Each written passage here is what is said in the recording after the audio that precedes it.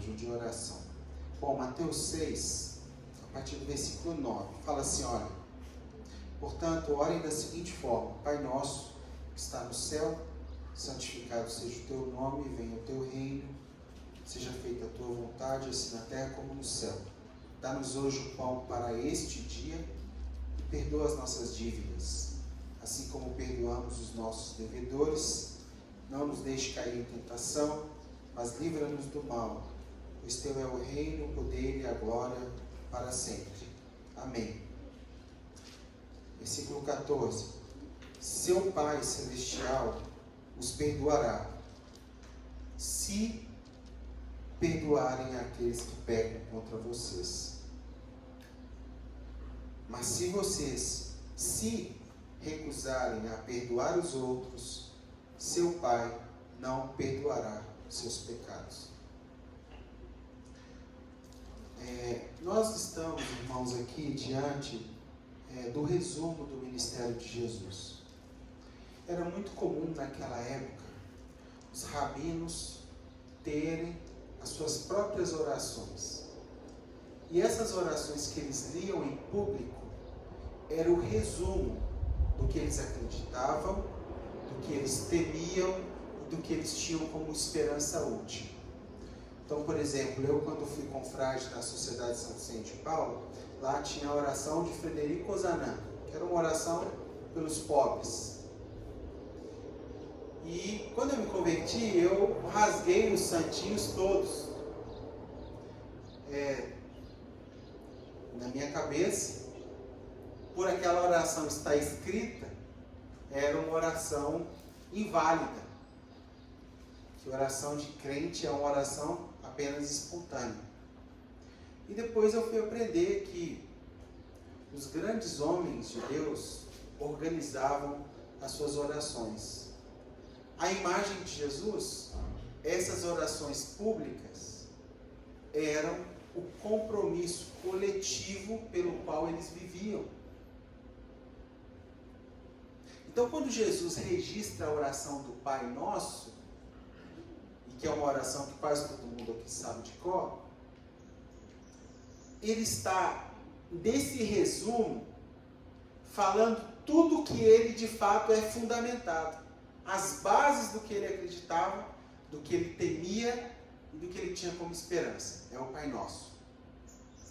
Então ele fala no Pai Nosso sobre o reino, ele fala sobre a vontade de Deus, ele fala sobre as nossas necessidades diárias, ele fala sobre as nossas dívidas, e a palavra em português dívida aqui não é muito boa, porque a palavra dívida aqui não é Banco Itaú, Bradesco, boleto. Dívidas aqui é um débito da queda, é um débito impagável pelo qual nós fomos perdoados. Perdoe a dívida que nós não teríamos como pagar, mais ou menos isso. Assim como nós temos perdoado outros que nos devem e também não pode pagar. Seria a melhor tradução. Não nos deixe, logo após isso ele fala, não nos deixe cair em tentação. Qual tentação? A gente pensa em 1 milhão de tentações, né? Mas o assunto aqui é perdão de dívida. Então, quando você vai estudar esse versículo, é assim, a tentação de não perdoar o meu devedor. Então, olha, perdoa as nossas dívidas, assim como nós perdoamos. Não nos deixe cair em tentação. Qual tentação? De não perdoar o outro. Livra-nos do mal, porque quando você não perdoa, você acolhe desejos de mal, vingança, poder, entre outros. Pois teu é o reino. Versículo 14, ele continua no mesmo assunto, perdão, porque o nosso Pai Celestial vai nos perdoar na medida pela qual nós perdoamos. Ou seja, o contexto, a partir do versículo 12, é perdão. Dívida, devedor e perdão. Perdão, irmãos, eu não tenho dúvida que é um dos assuntos mais espinhosos da Bíblia. E para mim, pessoalmente, um dos mais difíceis de viver. Lutero disse duas coisas sobre a oração do Pai Nosso. A primeira coisa, ele falou que essa oração é a oração mais nobre que ele já leu. E ele falou a segunda coisa, que ela é a oração de maior mártir, ou seja, de maior martírio para uma pessoa, se essa pessoa quiser se submeter a ela. E ele disse também o seguinte: nós, em geral, maltratamos o Pai Nosso todo dia quando fizemos, ou quando oramos o Pai Nosso sem saber a profundidade dos compromissos pelos quais Ele nos chama. Ou Ele nos chama. Então, você vai numa reunião de terço, aquele terço de repetição católica, de tradição católica romana, a pessoa, ela reza, né? Ela ora o Pai Nosso 10 vezes, 12, 20, 50.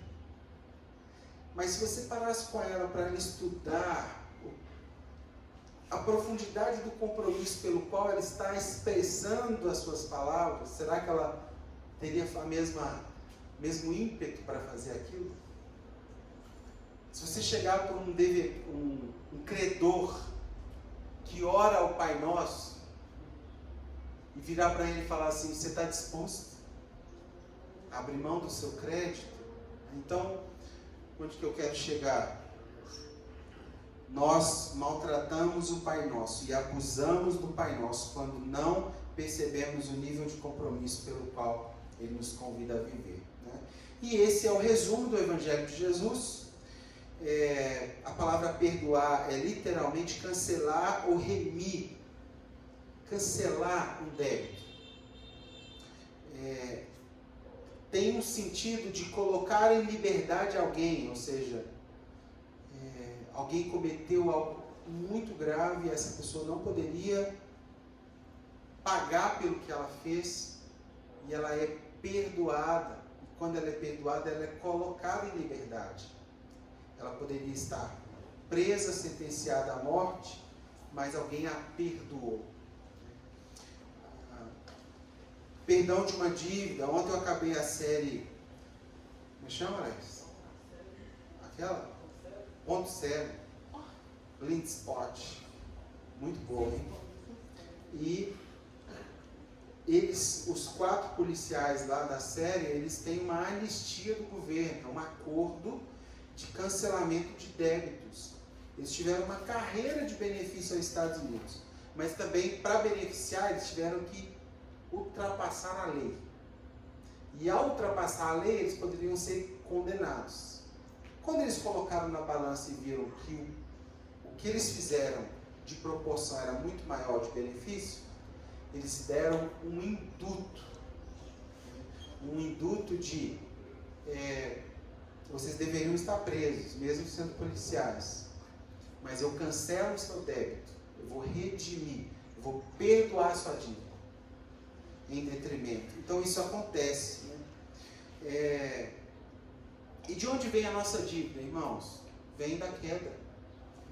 O melhor caráter que você tenha, com maior integridade que você tenta ter, você carrega uma dívida, uma marca de dívida impagável. Isso vem da queda, né, do homem, de quando ele escolheu não ser mais imagem e semelhança de Deus. Bom, dentro desse assunto de perdão, eu separei 3 coisas que a gente não pode esquecer. Primeira, quem mais tem a capacidade de nos ferir é quem tem maior capacidade de nos amar. Ou quem tem mais capacidade de nos amar são as pessoas que têm maior potencial para nos ferir. Sim ou não? Se a Rebeca fizer algo contra mim, eu vou sentir numa proporção muito diferente de se for o Rio fazer por mim. Não porque eu não gosto do Rio, mas é diferente. Só que tem um problema nessa matemática. Por quê? Porque a mão que acaricia é aquela de quem ninguém se protege. Então, normalmente, quando a gente se machuca com pessoas que muito nos amam ou nós muito amamos, cria-se uma ferida também na proporção do sentimento que se tem. Vamos lembrar da história de José? José, filho de Jacó. Jacó teve 12 filhos. E uma das esposas de Jacó, diz a Bíblia que era a mulher que ele mais amava, Raquel. Raquel não podia ter filhos. Deus um dia abriu a madre, deu um filho para ela. E esse filho da mulher que ele mais amava se tornou o filho que ele mais amava. Quando fala o filho que ele mais amava, algumas versões falam o filho da minha velhice, e pelo milagre da gestação eu o muito amei. Mas não era no sentido de predileção, não é que ele preferia um e não tirava o outro, mas é porque a manifestação da bondade de Deus e o sinal miraculoso de Deus no nascimento de José foi especial para Jacó, e Jacó muito amou por isso. Chegou um dia, Jacó bordou, uma túnica talar colorida e deu para o seu filho. E não bastando isso, esse filho, quando tinha 17 anos, começou a ter sonhos, visões, a respeito do futuro dele. E ele, na maior inocência do mundo, começa a compartilhar com seus outros irmãos. E então seus irmãos, ao ouvir, começa a gerar uma inveja. Por que ele e não nós? Diz Gênesis 37 que os 11 irmãos estão reunidos, José vem com a túnica talar, os irmãos olham e falam, lá vem o sonhador. E quando José chega no meio deles, fala assim, olha, eu tive um sonho, posso contar para vocês? E lá vem, conta de novo. Eu sonhava que tinha 12 estrelas, e essas estrelas começou a sugerir que os irmãos iriam se dobrar a ele, José. Isso foi o estupim para eles dizer, vamos matar José. Por um lapso de consciência, Rubem, um dos seus irmãos, fala, não, vamos, já que é para morrer, vamos ganhar dinheiro também. Vamos vendê-lo como escravo. A gente finge a morte dele, mostra a túnica que nosso pai fez, suja de sangue, mostra para o nosso pai a túnica dele, suja de sangue, ele vai achar que ele morreu, e a gente ainda ganha dinheiro com a morte do nosso irmão. Ele vai se trabalhar de escravo. Fizeram isso. Venderam José com aproximadamente 17 anos. Olha o que está escrito lá em Gênesis 37, versículo 18. Olha os sentimentos, irmãos. Vê se isso não acontece nas melhores famílias.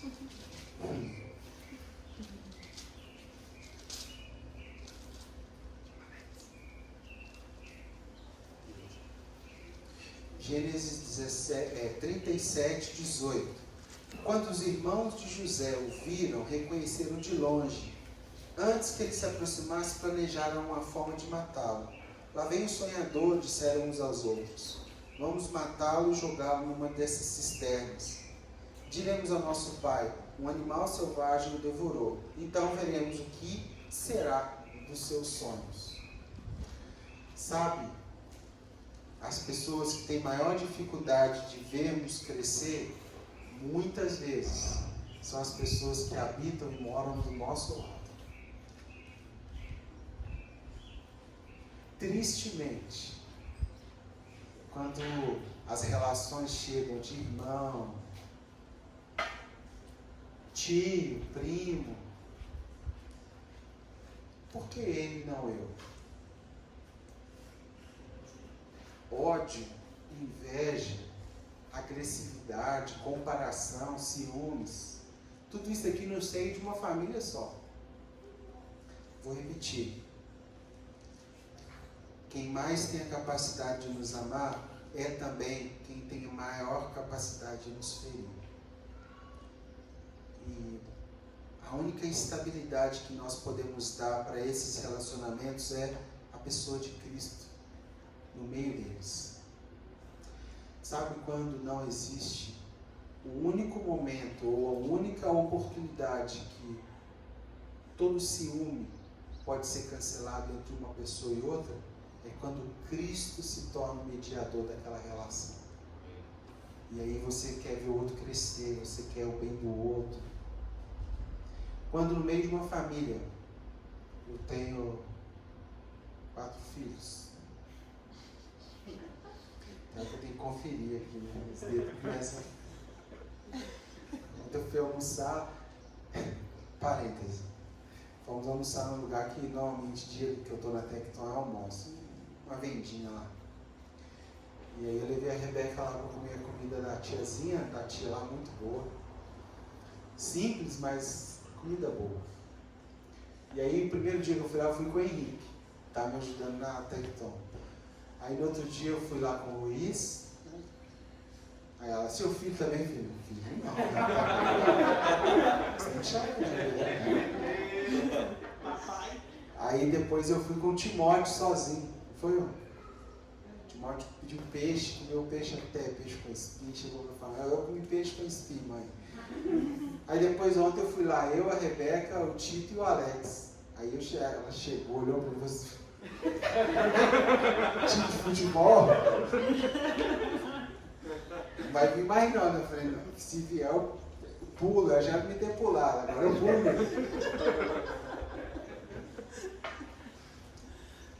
Mas eu tenho 2 filhos grandes, né? A única forma deles não perceberem nenhuma predileção por um ou por outro é se eles enxergarem Cristo no meio da relação. Entende? Porque até a gente sendo filho, a gente pode achar em algum momento que o pai gosta mais de um do que do outro. Cuida melhor de um do que do outro.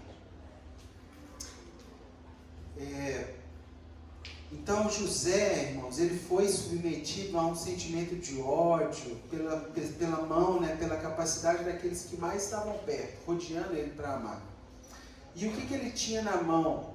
Lá em Gênesis 45, né, aí a história vocês conhecem. Ele é separado dos pais, vendido como escravo, vai para a casa de Potifar. Potifar tinha uma mulher muito para frente, safada mesmo. Deu em cima dele, ele, homem íntegro. Não é porque ele não era homem não, tá, pessoal? É porque ele entendeu que para ser homem inteiro, ele tinha que ser em Deus. Não tinha como ele usar a cabeça de baixo sem perder a cabeça de cima. Mais ou menos isso. E aí ele rejeita as investidas daquela mulher, Jezabel, purinha, e foge. Só que ela inventa uma mentira e a desgraça de alguém que estava perto, que tinha acolhido ele como seu servo, né, o servo daquela casa, mais uma vez atinge José. José é preso injustamente, sabe quanto tempo?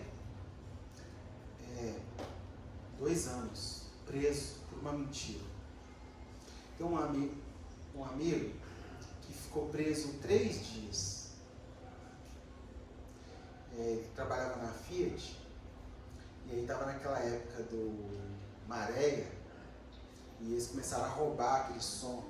Aí no turno dele, que ele trabalhava, a equipe que trabalhava com ele roubou.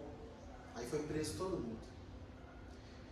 E ele falou para mim, olha, foi os 3 piores dias da minha vida.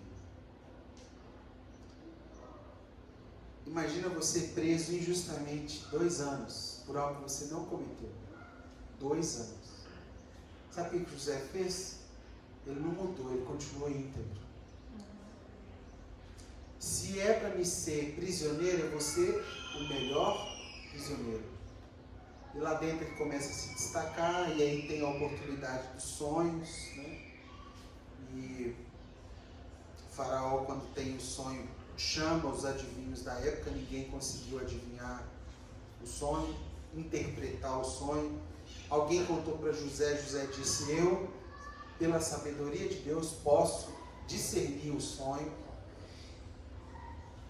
Com essa ação, Faraó o escolhe como governador do Egito. ele se torna o segundo homem do Egito, o segundo homem mais poderoso daquele tempo. E uma das suas funções era a armazenagem e distribuição de cereais naquela época, porque era um tempo de fome. Em determinado momento, essa história está lá em Gênesis 45, seus irmãos têm que ir buscar alimento. É mais ou menos o cesta básica que o governo, na pandemia, disponibilizou para as famílias, cadastrou, falou assim, a prefeitura mandava a base de dados para o supermercado, o supermercado conferia lá o nome da pessoa e dava para ela uma cesta básica. Era exatamente isso que acontecia. Eles tinham um censo das famílias e cada família tinha direito a uma porção. Jacó então envia os seus 11 filhos para buscar a porção deles, que eles estavam com fome já. Quando chega lá, José bate o olho, quem era o chefe? E aquele sonho que José teve, dos 11 irmãos se curvando diante dele, acontece. E aí lá em Gênesis 45, ele, ao ver os irmãos, ele chora amargamente. Por quê? Porque ele sabe o tamanho daqueles mal-entendidos, das agressões verbais, das palavras e comentários infelizes, das invejas, das atitudes danosas. E só quem já passou isso sabe como que isso nos dói quando vem de alguém de perto. Sim ou não? Isso nos machuca profundamente.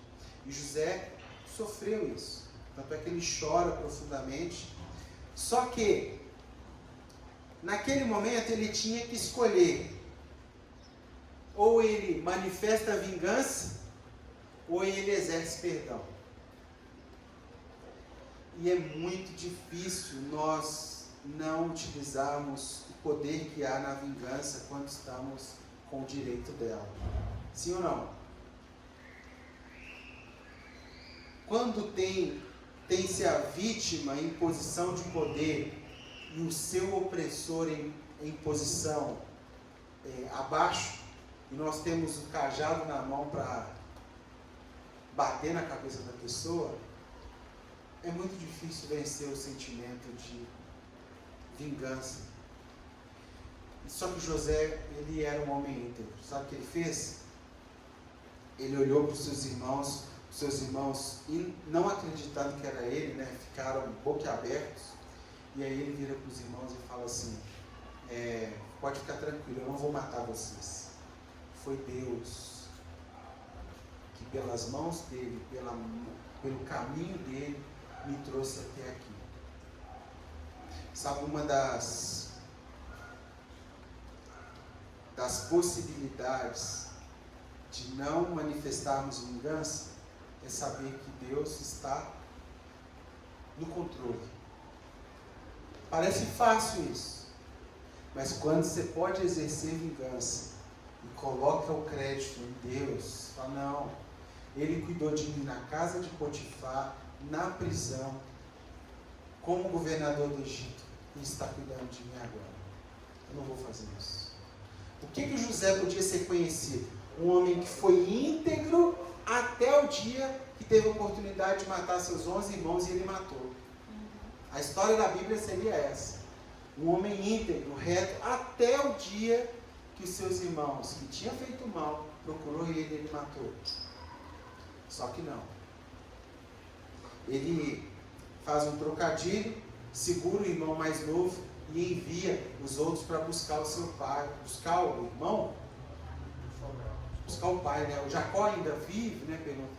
Meu pai ainda vive? Então venha toda a família que eu vou cuidar de vocês. Algo assim. José, ele enxerga a soberania de Deus em meio às calamidades humanas. E talvez essa palavra aqui é simples para você, mas se você é ser humano como eu, você em algum momento vai ter que perdoar alguém. E perdoar é uma característica de gente grande. Gente pequena manifesta vingança. Gente grande coloca na conta de Deus. Escolha que lado que você está. De um lado, rancor e vingança, do outro, o evangelho e perdão. Não tem como existir evangelho e vingança ao mesmo tempo. Isso é guerrilha, não é evangelho. A chave para nós aqui é entender, irmãos, que eu e você somos feitos da mesma matéria-prima.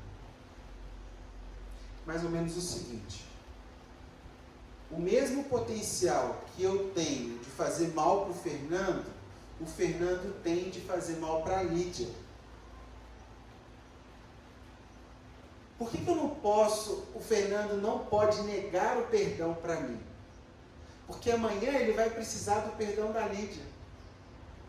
Traduzindo, a gente é feito das mesmas tramas, dos mesmos problemas, dos mesmos defeitos. E uma hora ou outra, se você retém esse perdão de alguém, você está comunicando que você nunca, em hipótese nenhuma, ficará devedor de alguém. E mesmo que você seja um nível de pessoa com tamanha integridade, ainda assim você é devedor de alguém, porque você carece do favor da cruz. Você ainda precisou de que Jesus pagasse uma dívida que você não teria como pagar quando ele morreu na cruz. A mesma capacidade que eu tenho de fazer mal a você, você tem de fazer mal a outro. Então não negue perdão a mim, que amanhã você vai estar nesse lugar carecendo de perdão. A grande boa nova, gente, é que assim como existe dentro de nós esse potencial para ofender, ter ódio, causar problema, existe dentro de nós, lá no fundo, bem escondido, debaixo do tapete, no quarto escuro, uma sementinha de potencial para perdoar o outro. Perdão não da boca para fora. E perdão não significa esquecer o que aconteceu, viu? É não deixar com que aquilo limite a sua disponibilidade ou o seu ímpeto de cobrar de. O perdão é o cancelamento do débito. Não significa que você vai continuar pegando coisa dela. Você não vai continuar tomando tapa na cara. Você não precisa continuar com o mesmo nível de relacionamento. A pessoa te traiu, te esfaqueou pelas costas. Você vai até Deus, dá os pontos, se cura, mas não fica de peito aberto de novo para a mesma pessoa. Da mesma forma. Cancelamento da dívida que aquela pessoa te deve. E se aquela pessoa quer o mesmo nível de intimidade com você, ela vai ter que correr atrás do prejuízo. Ela vai ter que reconstruir. Na sua relação conjugal, imagina se... Não, acho que não vai acontecer com vocês. Vou falar da minha. Imagina se eu não pudesse ser perdoado pelos meus erros e a Rebeca também não. Se tornaria uma relação de crédito e débito, onde um acerta, ok, errou, está me devendo. E aí não é casamento. A vingança, já dizia Chaves, a vingança nunca é plena. Mata a alma e envenena. Uma pessoa profundamente com desejo de vingança é uma pessoa envenenada, que acha que todo mundo quer fazer mal para ela. Ela é ardilosa. Ela se sente vítima de tudo e de todos. Você não consegue nem se relacionar bem porque ela já acha que você quer tirar alguma coisa dela. E na verdade você não quer nada dela. Mas ela é tão cabreira, né? E ela tem tantas dívidas para cobrar na mão, que acha que todo mundo tem que dever. 4. Então, o primeiro que eu falei foi: quem mais nos ama é potencialmente quem mais nos fere. Segundo, para a gente perdoar, a gente vai ter que vencer o gigante chamado vingança. Terceiro, escolha de que lado você está.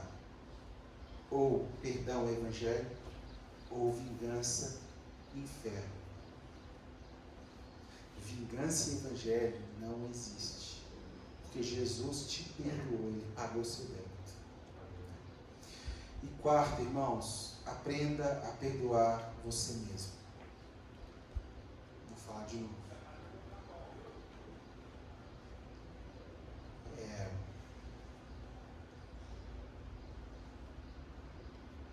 O maior gigante que eu já enfrentei não está do lado de fora. Se chama David. E um dia uma pessoa me falou isso, falou assim, olha, sabe por que você sofre tanto com isso?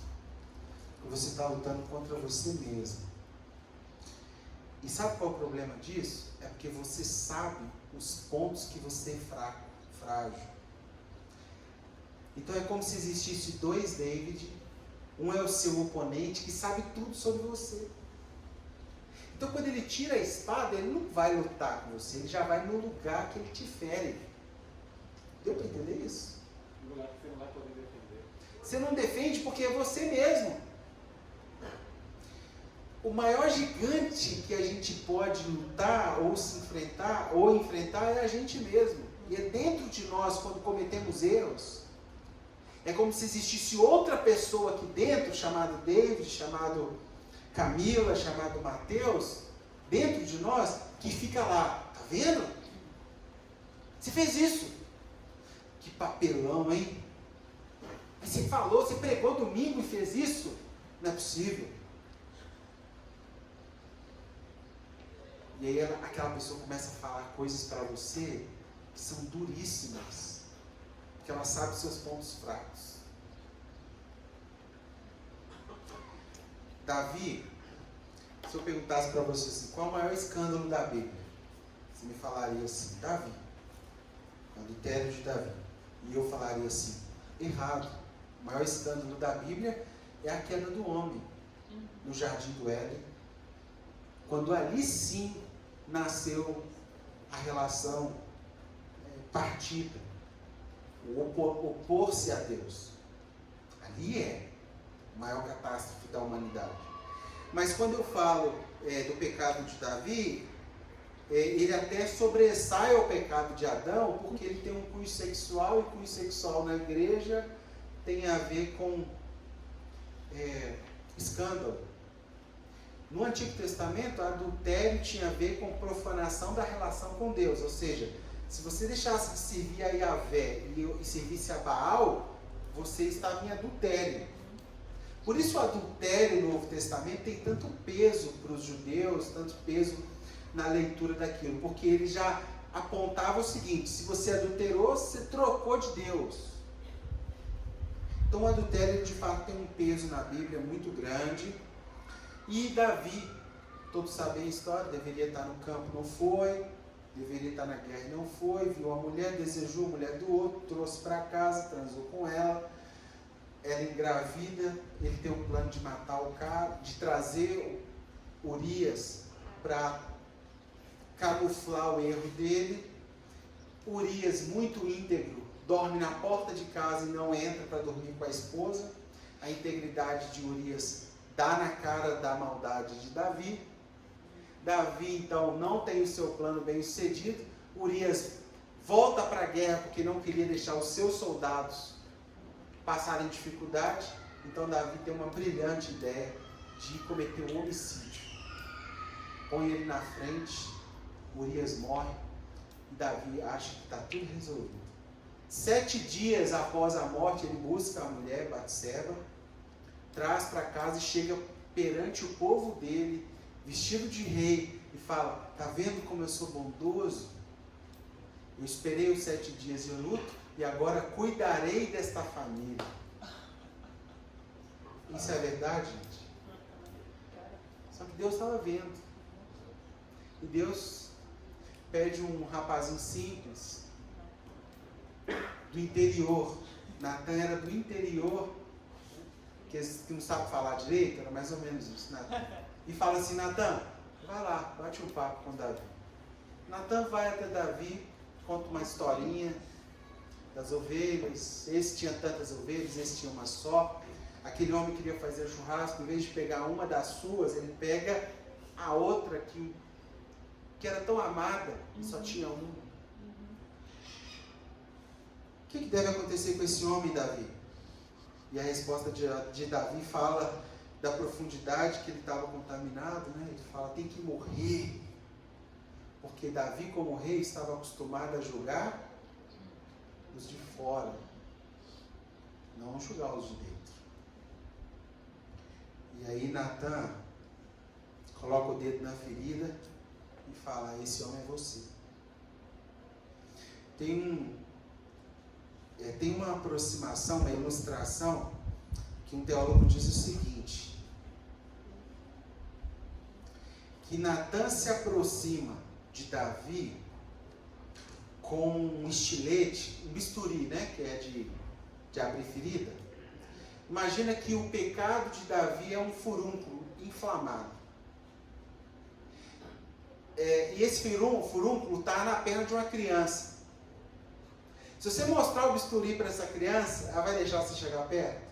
Não vai não, meu filho, esse negócio dói demais. E tem que tirar, né, Vaninha? Tem que cortar em volta e deixar apertar para o pulso sair lá de dentro. Alguém já teve isso, gente? Misericórdia, o negócio é... Você vê a mãe, a avó, a tia, tudo pela greta, até quem não morreu. Mas tem que fazer. Esse cara fala o seguinte, que Natan esconde o bisturi e se aproxima de Davi com aquela historinha, como um médico aproxima de uma criança com um furúnculo inflamado. Sem ele perceber, ele tira o bisturi na ferida. Limpa a ferida. Expõe a ferida.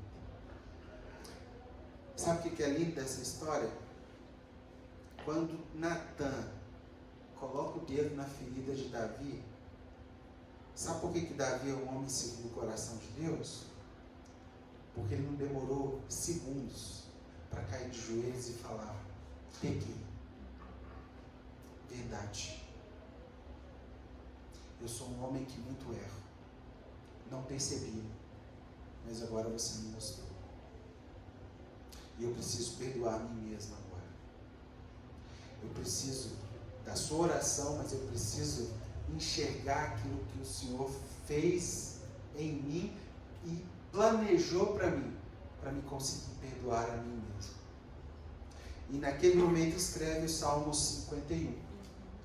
Cria em mim, ó Deus, um coração puro e renova dentro de mim um espírito que não oscila, ora que é Batseba e ora espírito reto. Aí ele continua o salmo, lava-me com isopo. O isopo era uma pedra que os rancenianos, os leprosos, lavavam suas feridas. Lava-me com isopo, arranca de mim o pecado, a marca do pecado. E aí o Salmo 51 termina assim, e me coloque naquele lugar onde as suas maravilhas podem ser vistas através da minha boca. Então é um homem que se identifica com o pecado, se arrepende imediatamente e se perdoa prontamente. Às vezes eu olho para a pessoa assim e vejo que ela tem muito potencial, mas por ela às vezes está muito cansada porque os seus oponentes externos até não são muitos, mas ela trava uma rinha de galo com a sua mente todo dia. Com alguém que fala para ela que ela é aquilo ainda e não consegue enxergar o que Deus fala que ela é. Perdoada na cruz. Davi, então, dizem que Davi se torna outro homem depois daquele dia. Mais consciente da sua humanidade, mais consciente da sua fragilidade e da sua dependência de Deus. Davi se perdoa. Uma frase da nossa amiga Thaís Jardim, diz o seguinte, eu falei isso para ela essa semana de novo. A vida anda para frente. A vida anda para frente. Já falou isso para você, Vani, uma vez? Já falou para você também, Pri? Quase que 19. A vida anda para frente. Se você ainda trava uma batalha com o seu passado, ou quem você foi no seu passado, conta com a cruz de Jesus de novo. Se apegue nela. Porque aquele que está onde Cristo está é nova criatura. As coisas velhas passam. E eis que tudo se faz novo. Novo é quando? Algo novo é quando? Novo é hoje. Novo é agora. Novo não é ontem. Faz um café novo para nós, é ontem? É hoje. Aquele que está em Cristo, nova criatura é, entende? Mas para isso precisa perdoar a si mesmo. Fechando, concluindo. Sessão convencimento. Você me ouviu até agora e ainda não se convenceu. Vou te convencer. Se Jesus não pagasse a sua dívida,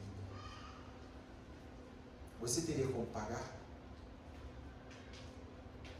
Se você não teria como pagar, significa que você é um eterno devedor. Se você é um eterno devedor, que direito você tem de cobrar do outro?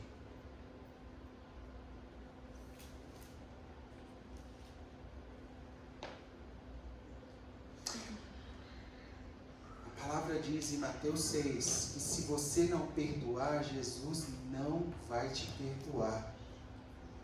Gente, isso é sério. É o seguinte, existe uma ponte entre você e Deus. Para que você conseguisse chegar nele de novo, ele construiu essa ponte que chama cruz. Sacrifício de Jesus. Quando você não perdoa, sabe o que você faz com a ponte? Você quebra a ponte. E aí aquele único acesso que você tinha ao perdão de Deus é quebrado. Por quê? Porque você não perdoa. Outra pergunta. A dívida que alguém tem com você é maior ou menor do que a dívida que você tem com Deus? E eu não estou falando, você não está ouvindo isso de alguém que nunca se viu credor de alguém. Você não está ouvindo isso de alguém que não já sentiu gosto de sangue na boca. Alguém já sentiu isso? De vontade de mastigar alguém? De matar alguém? Que aqui assim, ó, dá um gosto estranho. Assim, eu vou te matar agora. E aí você tem que se segurar para você não fazer aquilo. E aí, passado alguns dias, Deus começa a ministrar no seu coração. Você tem que falar para Deus que você perdoa aquela pessoa, querendo.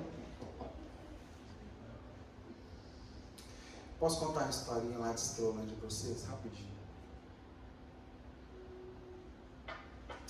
Nós trabalhávamos lá em Estrolândia, aí aconteceu um dia, aconteceu um milagre, coisas maravilosas.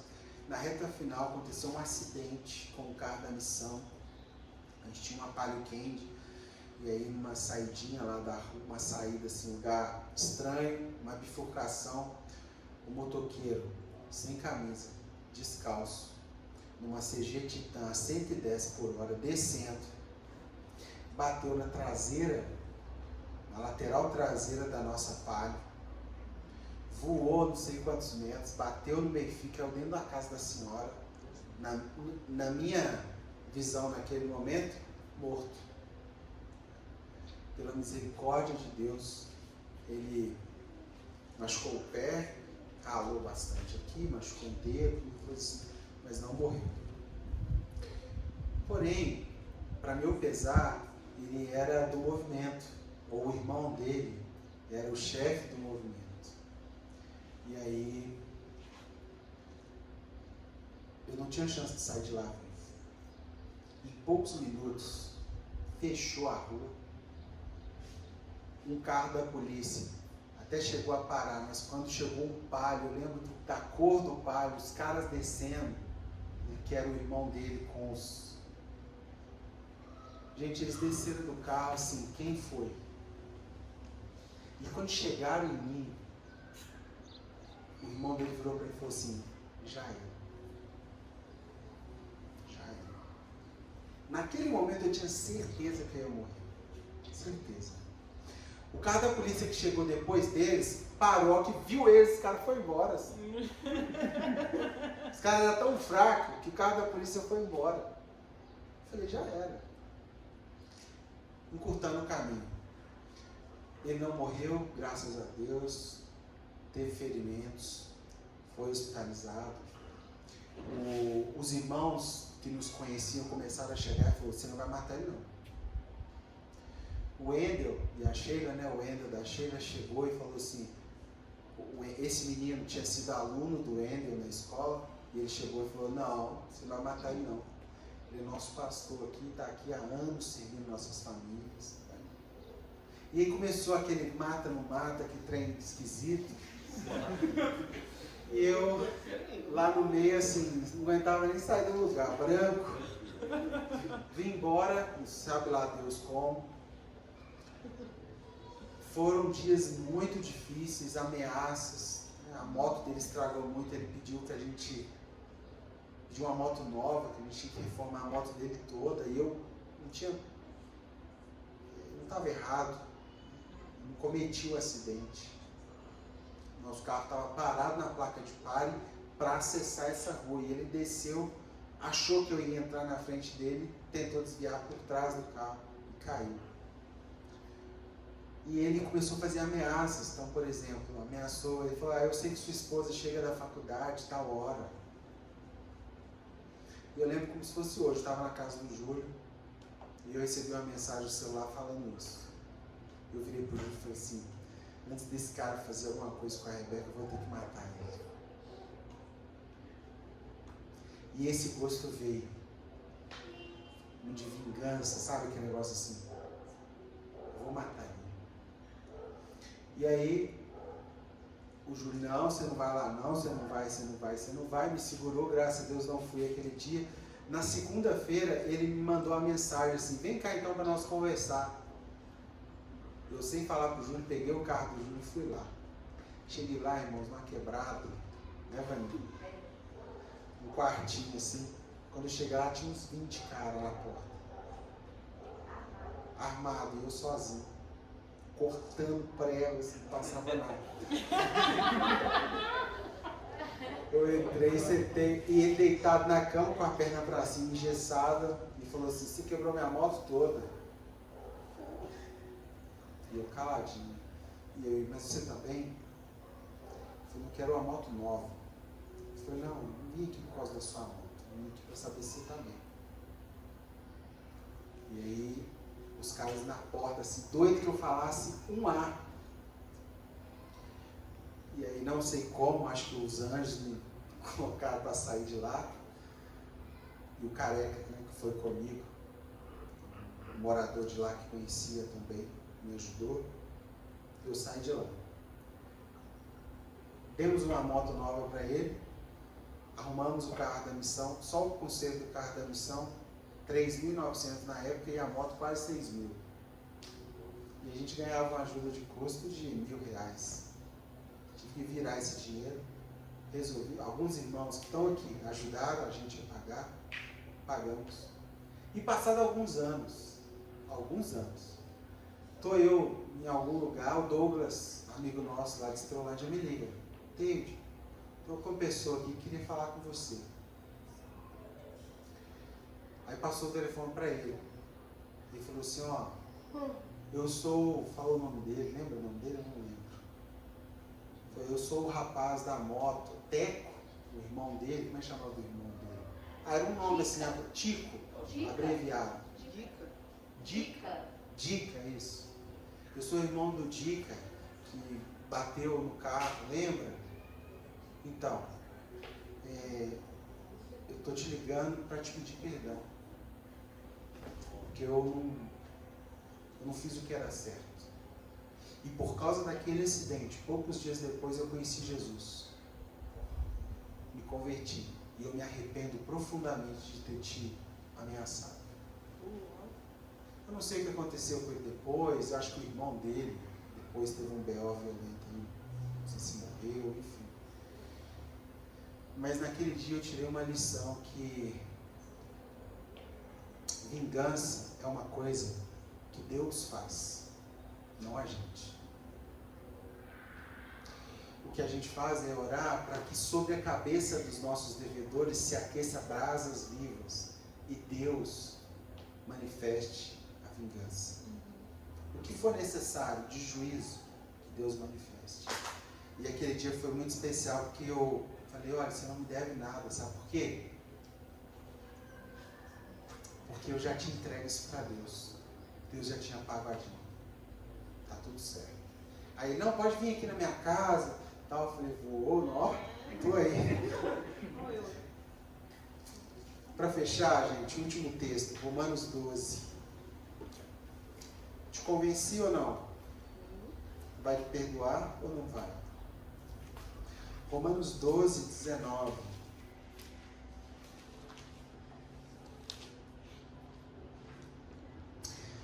Romanos 12, 19. Amados, nunca se vinguem, deixe que a ira de Deus se encarregue disso.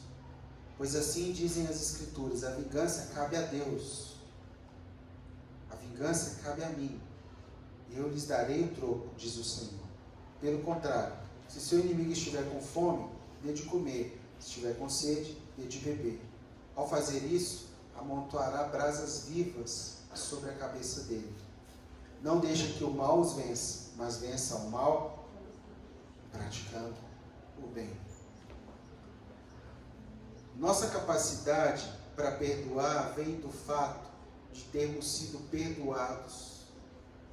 E aqueles que se recusam a perdoar quebram a ponte que carece, né, do perdão de Deus. David, mas é fácil? Não, não é fácil não. As marcas somem? Some não. Você esquece? Esquece não. Mas você escolhe colocar na conta de Deus o crédito que você tem para receber. E sabe o que é lindo, gente? Quando você perdoa, você faz um bem a si mesmo. Por que muitas vezes a pessoa é amarrada com outras? Porque ela tem crédito para receber. Quando você tem crédito para receber, você não pode nem ver aquela pessoa. Você vê aquela pessoa se sente mal, não é assim? É porque você tem muito crédito para receber. Se todo o seu crédito for pago por Jesus, você faz um bem a si mesmo. Você não tem inimigos. Você não tem devedores. Você não é mais credor. Porque Jesus pagou a conta. É fácil? Não é fácil. Perdoar significa conviver como se nada tivesse acontecido? Definitivamente não. Mas é não levar em conta aquilo como crédito e colocar na conta de Deus. Pede para Deus receber para você. E continue utilizando o benefício de se achegar a Deus pelo perdão que Ele fez. Os mais maduros, sabe aquela historinha assim? Não, pisou no meu pé, é na hora, meu filho. É toma lá e dá cá. É bate de um lado para você ver se eu te dou a outra. Eu te dou um. Crianças, imaturos, carnais. Espiritual é o seguinte. E eu tinha muito essa convicção. Eu falei assim, Pai, o Senhor sabe, eu estou aqui em Estrolândia porque o Senhor falou. E esse tempo todo que eu estive aqui, eu amei pessoas. Eu não quis maltratar essa terra. Eu quis abençoar essa terra. Então, se eu morrer agora, que seja para a sua glória. Não para mim. Não porque eu não mereço, mas porque o Senhor merece. Naquele momento eu tinha certeza que se alguém me matasse, ia arrumar um B.O. com Deus. Violento. E às vezes a gente quer trocar a vingança que Deus pode exercer por uma coisa tão pequena que a gente pode exercer. Entende isso? Você precisa perdoar alguém?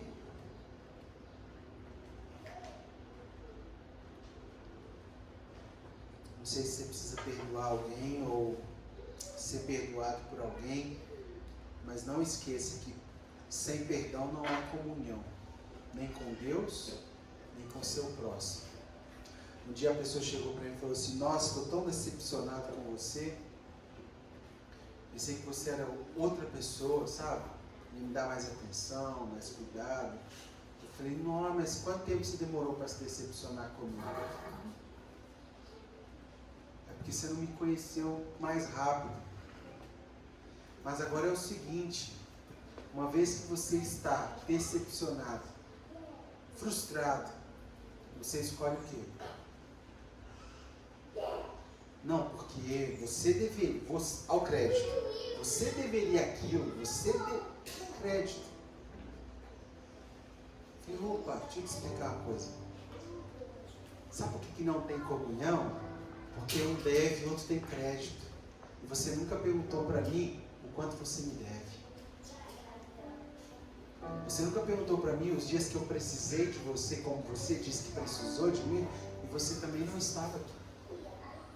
Então é uma relação de crédito e débito, não tem Jesus no centro, não tem comunhão. E a igreja, irmãos, vai virando um lugar onde ressentido, sabe? As pessoas ficam ressentidas com a outra. Aí um tem uma coisa contra o outro tem outra coisa contra o outro. Aí cada um acha que tem crédito e débito para receber. Não é Jesus que pagou a conta. E a gente precisa terminar com isso. Não tem ninguém aqui que deve nada para ninguém. Não devo nada a ninguém, ninguém tem nada a receber de mim. Na perspectiva de Jesus. Jesus pagou a nossa dívida. E por Ele ter pago a nossa dívida, nós podemos dar como pago a dívida de todos. Não é lindo isso? O Martin Luther King dizia que o perdão é o ponto de partida, é a primeira placa do reinício. Sabe o que aconteceu com essa pessoa que chegou assim, cheia de pedras? Ela entendeu isso e hoje somos amigos. Não pelo que ele merece ou que ele acha de expectativa, mas porque eu não devo nada e ele não me deve nada. Está tudo pago na cruz. E é lindo isso. E eu queria te convidar a orar comigo para pensar se tem alguém com seus... Você está com crédito para receber com alguém e você liberar esse crédito, tirar isso do seu coração, deixar isso para lá, colocar na mão de Deus. David, mas é porque você não sabe o que essa pessoa fez. Tá bom, mas eu sei o que Jesus fez. Jesus morreu na cruz para pagar uma conta minha e também dessa pessoa. Pai, eu oro para que nós consigamos acolher essa palavra. Saiamos daqui livres, mais livres. Porque do alto daquela cruz, Jesus estava preso, com suas mãos furadas. Mas uma coisa que ele era, do alto daquela cruz, era livre. Porque somente alguém livre fala: perdoa, eles não sabem o que fazem. Somente alguém livre perdoa. E para a gente ser livre, a gente tem que desamarrar os créditos.